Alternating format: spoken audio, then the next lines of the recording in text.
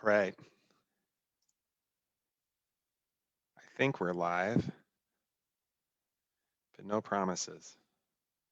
I'm just going to check to make sure that we're live streaming. I'm getting these weird, yeah, good, cool. I think we are. I've been getting these weird messages from Facebook today telling me that something like my API interface needs to be changed with our software. I don't even know what that means. So it's super weird, but again, I'm glad that we're streaming. I'm so glad to connect with you guys. I'm Dr. Jason Bradley, founder of Epic Functional Medicine, developer of the Epic 5 plan and the admin for this group. And I am, like I said, so excited to connect with you guys. It is as cold as it can be. Just about here in the Midwest. We are being hit with that Arctic blast. So if you are here in the Midwest with me, I hope that you are staying warm. And boy, I will tell you that I again genuinely hope that you're staying warm.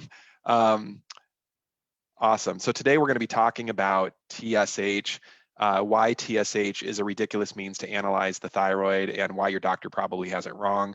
I do want to just say before we get going, I don't know how long this video is going to be. It's going to go as long as it takes. It might be 15 minutes. It might be an hour and 15 minutes. Depends on how long it takes to go through this material.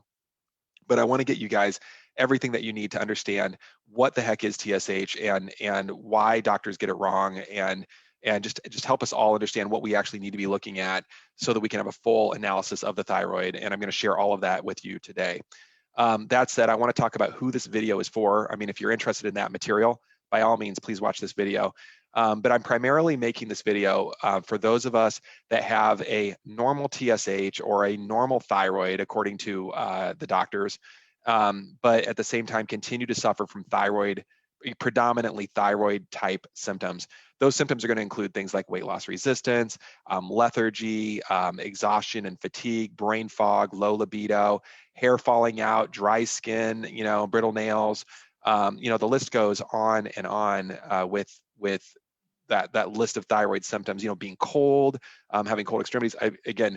Being cold in the Midwest right now, everybody's cold right now, but being cold even in a hot room. If those symptoms are applying to you and your doctor has told you, well, it's not your thyroid because your TSH is normal, first of all, you need to find a better doctor. But second of all, watch this video and you're going to understand why. For, like I said, anyone else that's interested, by all means, please continue to watch the video. I'm happy to share information. If you guys have any questions, just drop them into the comments down below. I would tag me and just say, hey, at, Dr. J. Bradley, here's my question, and I'll come back and answer those. I'm happy to answer any questions that I can, and I'm happy to share with you guys as much as I can.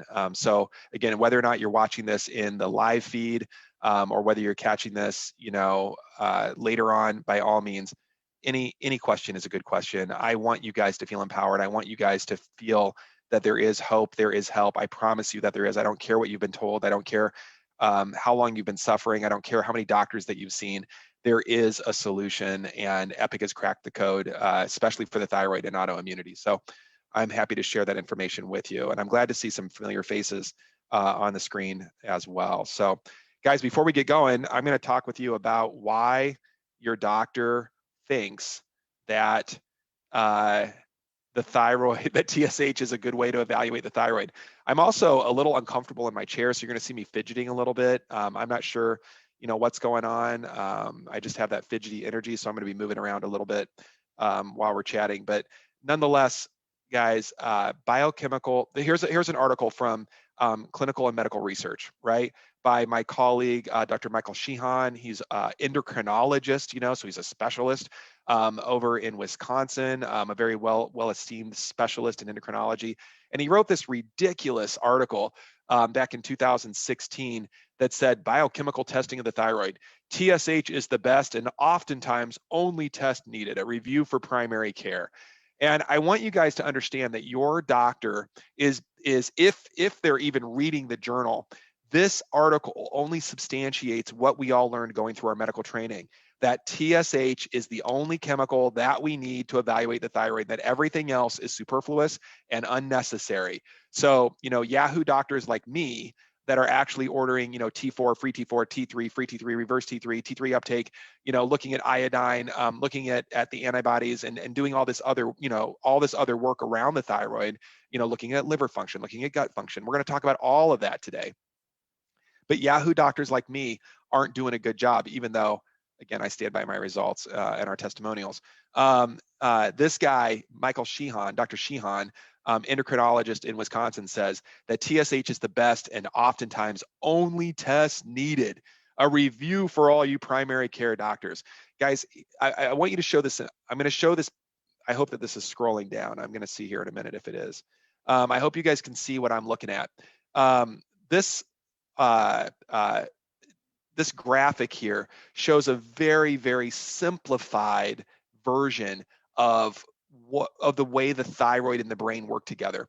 I want to call your attention to TSH. There's TSH on the model.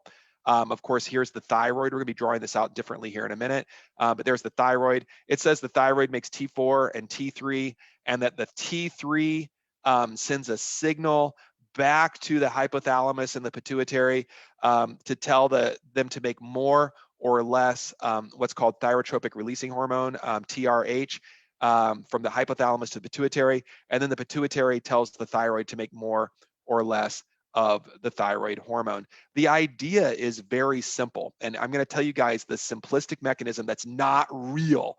This is not the way it works, but I'm going to tell you the way that we're taught. Everybody is taught the same thing. TSH equals T3 activity. The reason that we talk about T3 activity is that we know that T4 is the inactive hormone, okay? So TSH equals the active T3 activity. When TSH goes up, it means that T3 activity has come down, right? So when TSH comes down, it means T3 activity, thyroid activity, has gone up. And that's the way that it works. When TSH goes up, it means the thyroid function is lower. When TSH goes down, it means thyroid function is higher. When TSH is normal, it must therefore mean that T3 is normal, that thyroid function is normal. And again, guys, I'm going to share with you here a schematic that will just inadvertently tell us all that this is quite frankly BS. This is actually dangerous information because we have millions of thyroid cases that are being left untreated or treated incorrectly. I think it's 30 to 40 million cases a year in the United States alone that are being treated on this model, that 85% of those people continue to suffer from thyroid symptoms. And that's because they're not being treated the right way. So let me stop this guy here. Perfect. And oh boy, let me get back over here. Perfect. Awesome. And I'm going to share my screen here. Great. I'm a little nervous today because I'm using some new technology. And for those of you that know me, know that I'm a creature of habit.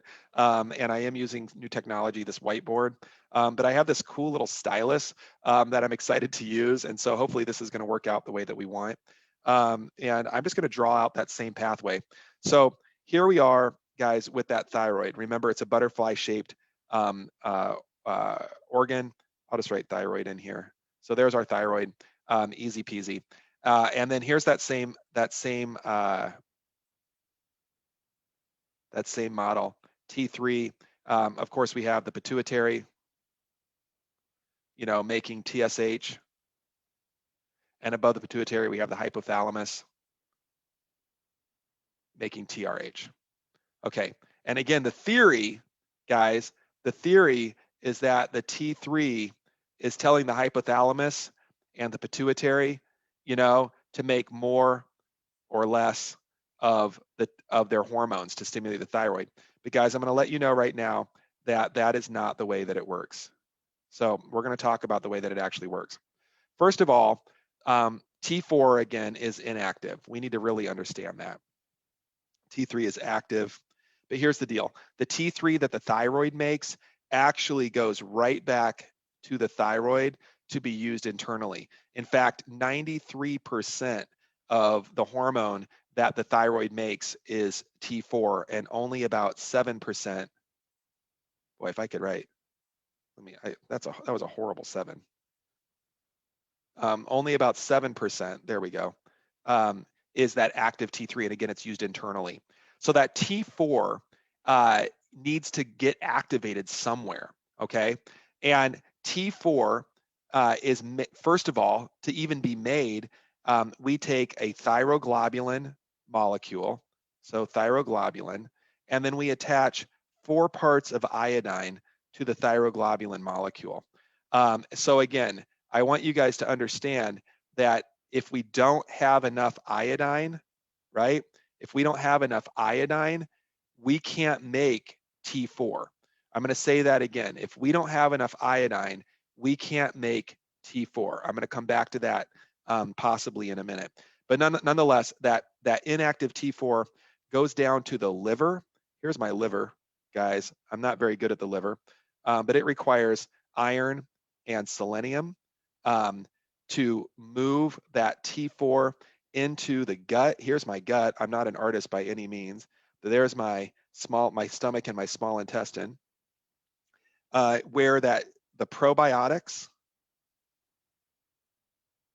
and the acids in the gut convert that T4. One second. Convert that T4 into T3, that active T3. Finally, that T3 needs to get back into the bloodstream. There's my blood vessel, right, where it travels around the body and eventually winds up at the cell. It has to wiggle into the cell and get into the nuclear receptor, and it attaches, and then it causes that cell to turn on, which is pretty cool.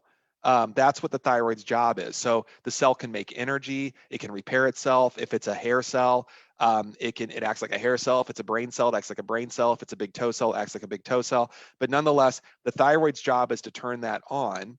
And then we break it down into T2 and T1. And then finally, all of that thyroglobulin and any leftover iodine gets transported back into the thyroid to make more T4 based on the stimulation. So here's the thing. I want to bring one other thing up too.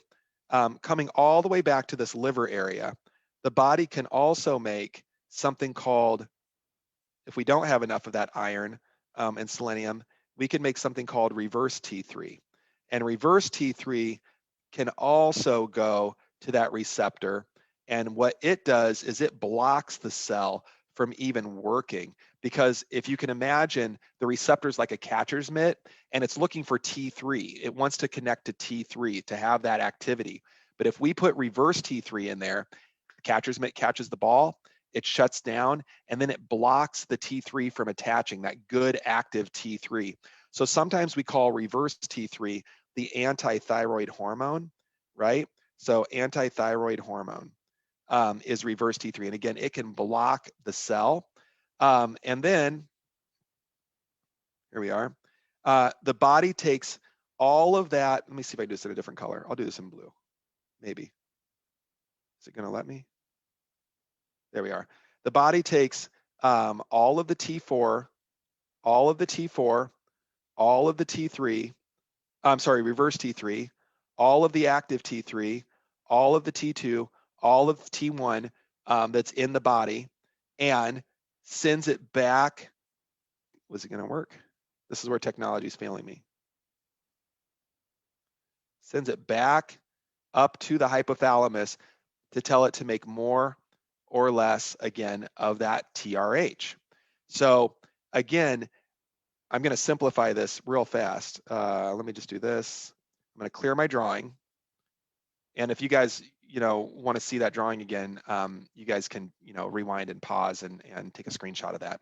But again, I just want to say that TSH does not equal T3 levels. TSH equals T4, which is inactive. Is this going to work? There we are, inactive. T3, which is the active, right? T2 and T1, which are metabolites. I'm going to call those metabolites. And then also, don't forget about reverse T3, which is the anti-thyroid hormone. Okay, so when we're looking at TSH, right? When we're looking at TSH, we're really looking at an amalgam of all of these different chemicals. It's not just T3, right? It's an amalgam of all of these. So when your doctor, and again, let me just end this screen share. So I'm going to stop this share. And I want to share this article again so we can look at it. Oops. Well, that didn't work at all, did it? Here it is. Perfect. So when we have your doctor being told in medical training that all we need to look at is TSH, and then some Yahoo, Michael Sheehan, my colleague, endocrinology colleague over in Wisconsin, says TSH is the best and only test needed, and then says that, you know, again, this is the model. I hope that you guys can see that, again, it's much more complicated than that. This model doesn't take into account anything else that we just discussed. Let me see if I can pull up my other share screen again. Guys, I'm challenged by technology today.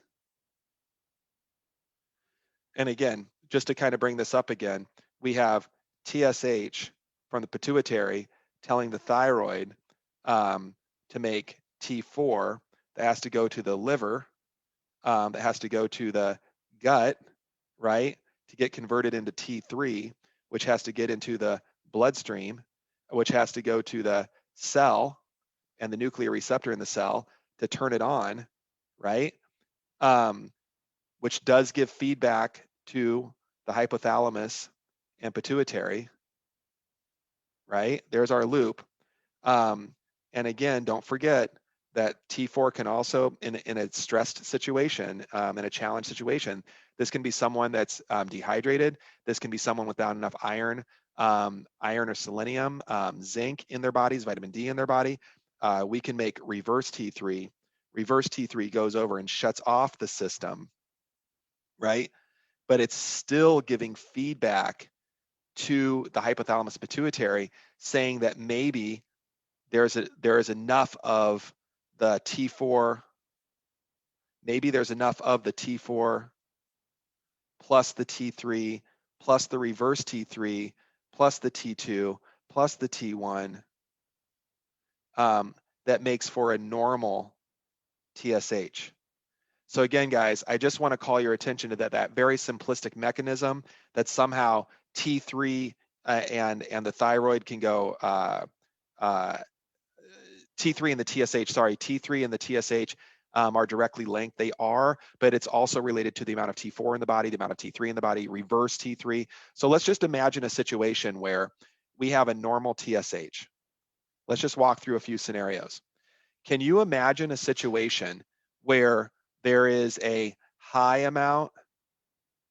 Boy, I'm going to try a different piece of my stylus. 1 second, guys.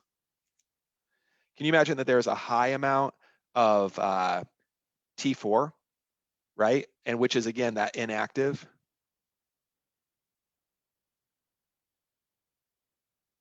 So we have a high amount of that inactive. It is really hard to write with a stylus. My handwriting is really bad, but it's especially bad with a stylus. I'm just letting you know. But let's just say there's a high amount of that inactive. We have a low amount of the good T3, the active T3. We have a high amount of reverse T3, right, which is the anti-thyroid hormone, right? Can you guys imagine a situation where that could create a normal TSH, right? In this type of situation, we're having a overconversion, of course, of T4 into reverse T3. But again, if you have a normal TSH, we don't even take that into account. Let's look at another scenario. We have a normal TSH. We have a low amount of T4. We have a low amount of T3. Again, this is the active hormone. T3, I'm sorry, darn it. Let's try that again. This is the inactive hormone. This is the active hormone. But we have a What if it even had like a high amount, just to balance it out, a high amount of reverse T3? Now we're in a really bad situation where we're not making hardly any thyroid hormone. We're not activating any thyroid hormone, and we're actually shutting down. Remember that whole process where reverse T3 is literally shutting down the activity of the cell. Remember, so that high reverse T3 is shutting down the activity of the cell. No wonder you can't make energy. No wonder you feel like crap, right? Your cell is not able to make energy. Your cell is not able to do its basic functions because it's not getting stimulated by that active amount of T3. And then this is where we get into some interesting scenarios. I'm going to walk you through another scenario. Let's say that we had a high TSH. We all agree that the TSH is high, and let's say that the doctor agrees that there's a hypothyroidism. Okay. So here we are, hallelujah. We found somebody that listened to us. And what do? They add in levothyroxine, right? Or let's say it could be Synthroid. Let's say it could be Armor. People think that Armor is a natural medicine. It's not at all. Armor is actually levothyroxine plus synthetic T3, leothyronine. So again, Armor is actually Levo plus Leo. And at any rate, we add these in and then we check the labs again, and then we have a normal TSH. Okay, hallelujah, right? Everybody's happy. The reality is a lot of people are not very happy because they still have those symptoms, right? They're still quite upset because they're still suffering. But the doctor says, wait a minute, it's not your thyroid because you have a normal TSH. Let's go back to our scenario. So let's say that, we added in again. So we've added in the Levo or one of those other drugs. We have a normal TSH. So it came down, but here's what we find: a high amount of T4, because what is levothyroxine? It's synthetic T4. And don't forget that darn it, if I could write correctly, it's the inactive hormone, right? So here we are, I'm suffering with a high TSH, and the doctor says, you know what, here's some levothyroxine, and your TSH is normal now, so we know that it works. We know that it worked in your body. But and you know what? I even ran a T4 study, and you know what? It looks good to me. That the T4s run on the high end of normal, so your thyroid's working. What we didn't look at again was that they have a very low amount of T3, and probably again in this scenario, a very high amount of reverse T3. This is what we see all the time coming into our clinic. We see folks that had hypothyroidism. They went to the doctor. They were prescribed levothyroxine, Synthroid, Armor, Naturethroid, Westhroid, NP-thyroid, combinations of levo and leothyronine. These are all the synthetic medications that are out there. Don't get fooled into believing that Armor, Westhroid, Naturethroid, NP-thyroid are natural substances. They're not anymore. The FDA does not allow glandular medications to be covered by insurance. If your insurance is paying for your medication, it is not a true glandular. And all of these companies know that. They're resting on the laurels that they used to be glandular medications, and now they are just synthetic medications. Just for fun, here, I'll do this with you. I was going to say we can do this, but let me share the screen again. So just for fun, I'm going to Google search the label for Armor thyroid medicine. Okay, that's all I'm going to type in. And we'll go to images here.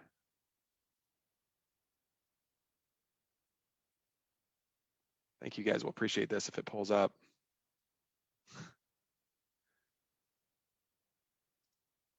Let me see if I can get that to pull up.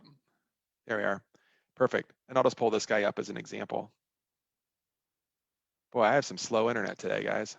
Here we are. So you can see over here, Armor Thyroid, here's the label for it. Each tablet contains levothyroxine, T4, synthetic T4, inactive, and leothyronine, synthetic T3, which is actually reverse T3. So Armour Thyroid actually contains T4 and T3, but they're both synthetics, guys. They're not actually real glandular medications anymore. Just as an example, I just wanted to show that to you, just because a lot of people get confused. And that's true for all of those medications that I just mentioned. I'm trying to share my screen again from my tablet. I'm having some issues with my tablet, guys. There we are. Perfect. Here we go. Perfect. So I hope that this is making sense. Again, I'm going to just repeat that premise again. TSH supposedly equals where T3 is, but it's not. That's not what it is. We know that TSH actually equals T4, the inactive, T3, the active, reverse T3, which is the antithyroid hormone, right? As well as T2 and T1, the metabolites, right? I just want you guys to understand that TSH is a ridiculous way to, there we are, a ridiculous way to analyze the thyroid. And unfortunately, it's the only way that's taught in the medical programs. And it's been a deleterious uh, uh, advent, I guess, for us all, because the reality is your doctors are not trained in anything other than looking at TSH. You might find a doctor that says, well, you know what, we'll look at T4 again as well. You know, like I'll look at the TSH, I'll look at the T4. And can you imagine a situation where the T4 is normal, that inactive amount of hormone is normal? You still have a low amount of active T3, and you have a high amount of reverse T3. That situation, we see it all the time as well. So again, there's a lot of scenarios where TSH can be normal, but the active form of T3 is not where we want it to be. And again, it behooves all of us to find a doctor that's going to go, you know, to the extremes to take a look at all of these different hormones, not just TSH, not just the thyroid stimulating hormone, but also not just looking at T4 or free T4. We're going to want to look at T3, free T3, reverse T3. We're going to want to look at the uptake. Is your cell even using that hormone? If it's not, guys, this can be broken in a lot of different ways. If you have a lot of T4, but you're not converting it into T3, what's going on with the liver? What's going on with the gut? What's going on with the probiotics, right? Do you have enough iron, selenium? For that T3 to attach itself to the nuclear receptor in the cell, we need vitamin A. Do you have enough vitamin A in the body? To make enough of the thyroid hormone, the T4, we need iodine. If you're deficient in iodine, I can give you any type of medication all day long and it's not going to fix the iodine deficiency, right? There's so much going on with the thyroid that having a simplistic mechanism like as was presented by Shihan in that, the clinical research journal, it's absolutely ridiculous, and he knows that I think it's ridiculous, and he thinks that I'm ridiculous. But you know what? I get good results, and he's an endocrinologist. And for those of you that have been endocrinologists, now you understand why they don't get good results, guys. They're all working from the same premise that if we can normalize your TSH, that you must be fine. And if you're fine, right, and you still are having weight loss resistance, and you're depressed, and you're lethargic, and tired, and have no libido, right? Well, then you must have a mental disorder, and the next course of action is some type of, drug for mental health, a psychotropic drug, because if it's not your body that's the problem, it's your brain. But guys, I'm telling you now, it's not in your head. It's not in your head. It frustrates me to no end that people say that it is in your head. I get so upset about it. I've suffered with this myself. I've been where a lot of you guys are. I have weighed 275 pounds. I weighed in this morning at 172. My target weight is always about 170. But I've been at 275. I have been so depressed. I've been so lethargic. I didn't even want to wake up in the morning. When I would wake up in the morning, I would just count how many hours it was until I could get into bed, at night. So again, I just want you guys to know that there is hope, there is help. It is ridiculous. It's ridiculous that any doctor would rely on TSH, or even TSH and T4. Guys, if that's what they're doing, your doctor doesn't know what they're doing, and it's time to find a different doctor. On that note, for anybody that watches this video, I'm offering a complimentary consultation with both my nurse clinician and myself. We're going to go over your struggles. We're going to see if we can help, and if we can't help, guys, I'm going to lay out a plan that would help you guys take back your health and your happiness. So listen, I love you guys. I tried to keep that to a half an hour. We went 3 minutes over. That was 33 minutes. So I tried to keep that to a half an hour so it wasn't too long. I'm sure you guys have a lot of questions. Ask them in the comments below. Guys, I love you so much. I want you to be vibrant. I want you to be thriving through life, not just surviving through life.